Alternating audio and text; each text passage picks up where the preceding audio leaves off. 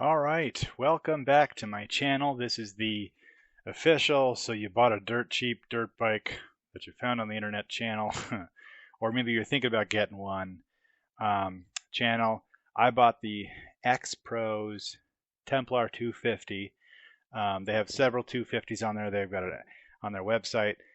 They've got a Hawk, they've got a Titan, they've got a Templar. Templar is the one that's middle of the road. Titan is kind of entry level, and Hawk is kind of just a different animal, but it's in the same class. You're looking at last year's stickers. That's what that is. That is last year's stickers on the Templar 250. Now the Titan's wearing those stickers, but you'll see the camera's going to zoom in. This is the Templar, not the Titan. So it's got more broad suspension. It's got a couple things. They offer it in a couple different varieties. This is the carbureted variety. I didn't want the M model, that's for motocross. I didn't want the X, that's their dual sport. I just wanted the middle of the road, biggest, dumbest engine they can make, because I'm a big dumb idiot and I need an engine that I can work on that's dirt cheap. I figured if I went cheap in engine type, I could get a higher quality of that old 1970s Honda kind of engine. That's what this has. Let's bring the camera in. Yeah, it's that one cylinder 250 cc's. It's not actually 250. It's like 229, I think, cc's engine. And you'll see the rope is missing in some of these. I took the rope off and put it in my backpack. I didn't realize one of the straps was broken on the back.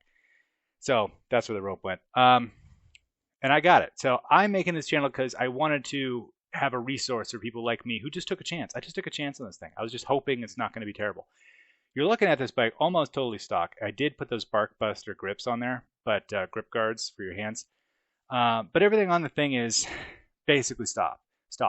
I've altered it now, but for the purpose of these videos, I just wanted to test this thing out and make a little resource. See, it says Templar on there. Make a resource for someone who's like me. See that chain? We're going to see it in some other videos. See how slack it is already?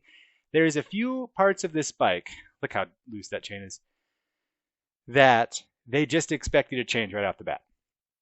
Like the oil, it even says in the manual, don't even turn this thing over without giving an oil change. They expect you to give an oil change when you buy it, that moment, and then do an oil change at miles 300, which I haven't done. I'm at miles like 450, but I don't know. I might do that this weekend. And they also expect you to do a couple things. To change out the chain. I've heard people online say the chain breaks after 250 miles. I don't know about that. I changed mine out after like 350. A nice new 520X change is $50 for a quality one. You know, splurge and go $65. And there's a couple things on this bike that are like that, where they kind of just expect you to make the upgrade. But surprisingly, everything that's important so far, at least in my experience, and I'll tell you this, I have put this bike through its paces. I gave it way more to chew on than it was supposed to chew on from the factory. I took it on a little adventure that I accidentally got myself in. I'll tell you a story. Just please note the surroundings are at the middle of nowhere. And if you goof up in the middle of nowhere, you're in trouble. You need a reliable dirt bike. I'll tell you that. So looking at this thing, the chain, they expect you to change that out. The brakes, they're not bad at all, but they just expect you to swap out. And new brake pads for your motorcycle, what are they, $15 for a pair? I mean, it's really just dirt cheap. And that's for a nice quality pair. I think you can get them on Amazon for $8. But get a nice quality pair. They're your brakes, you know. Don't skimp out on that. But as we look in, the discs for the brakes are quality. The tires are quality. They often skimp on those tires. The engine is quality. The suspension is soft, but it's quality. The muffler is quality.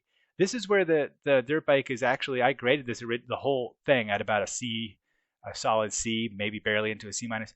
Right in that drivetrain, what you're looking at, the airbox is sealed in its quality. The gas tank is it's plastic. It's not big. It's like 1.9 gallons, but it didn't give me a hard time at all. And I've already had that gas tank on and off a few times. I changed the carburetor out and stuff, but the carburetor isn't as bad as you're hearing about.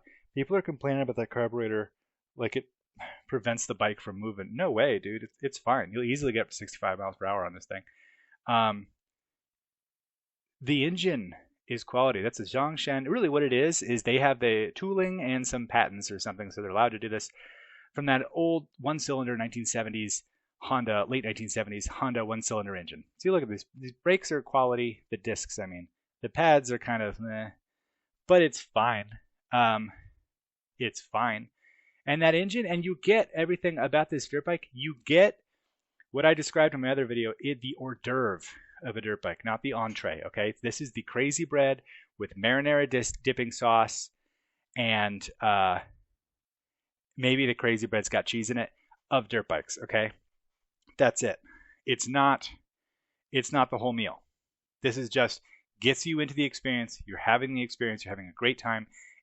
This will let you know if you're a dirt bike person, and it won't let you down if you're not. And you'll be able to sell this thing for probably 60% of what you paid for it, and it's not going to be terrible. You're going to have a good time. A dirt bike. So, I mean, the reason I'm making this video this one time is I want to talk about the reliability and the durability of this dirt bike, because I've been tooling around on it, and I will say this, I'll repeat myself in the first video really quick before I talk about the durability. It's that this thing in its first 300 miles, where it expects you to, its break-in period, they say is 300 miles, it vibrates. That's why the gas tank off a few times, because it was rattling, and I was taking apart this bike component by component trying to figure out what was shaking, because this whole thing rattles so much in those first 300 miles. Really, it's that first 150 miles. I joke that it's trying to get you there while it's trying to get you there. For the ladies, I'll just say, instead of saying Templar 250 on the side of it, they should have put Hitachi Magic Wand. These jokes I'm making, I made in the other video, but really I'm just saying, if you get these jokes, you're either a housewife who's not very fun at all, or you're a housewife who's a lot of fun. I'm just joking. All right, so we're going to stop with these jokes. But after a few hundred miles, it really calms down. It doesn't shake anymore. Nothing's vibrating off it anymore. It's a lot more durable than you think. Look, from that portion right here of these videos, you can tell that the mountain has a steeper side to it.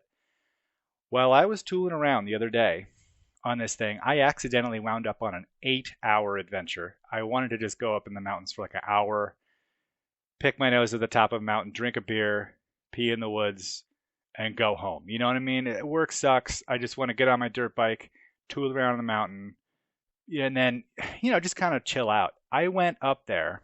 It was a Saturday morning, and while I was going a little too fast. My momentum carried me I found a little single track, and it was really flirty. It was looking at me, and it was like, hey, come on. And it carried me a little too close to these cliff faces. I hit a couple rocks. They steered my front wheel. Next thing I know, my momentum, and I'm on the dirt bike as I should be riding, but I went down the side of the mountain, and I went down the mountain. It must have taken me 20 minutes and 2 complete falls to get down the side of this mountain. And I got to tell you, the cursing and the frustration I felt going down the side of this mountain, I thought I was going to be in a search and rescue, because I couldn't get up. I could barely scramble up where I had just driven down. And it took me 20 minutes to get to the bottom. And I put this dirt bike that went end over end. I went over the handlebars on it. It didn't do a flip, but it somersaulted. You know what I mean? It did knock over it the other way. It did rotate over a few times. I set it down, and I got to the bottom, and I had to go off-road for about 3 hours before I could get to any road. You're looking at this bike on a road right now. You see those 2 tracks? That's technically a road on Google Maps. Look, you're looking at it on a road. It took me about 3 hours of going where there is nothing. River crossings and everything. I was looking at my phone. It didn't have any reception. I was just like trying to make responsible decisions, looking at the mountain. I was like, okay, where am I? How do I get to a road?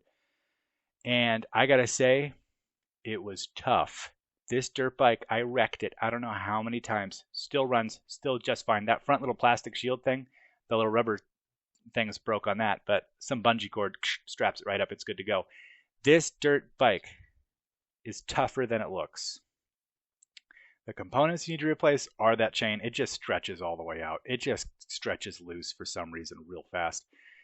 And the brake pads, and people talk about replacing that carburetor. I did, because I heard it would give it some more muscle, like maybe 3 or 4, more horsey powers, And I got to tell you, Jay, they did. But it was already a good little bike. But a new carburetor on it. I did a Nibby for 250. I got 30 millimeters. opened it right up. But I will say, I mean, it's tougher than you think. Okay, I got to make another video because I'm running out of time, but this dirt bike is a lot tougher than you think.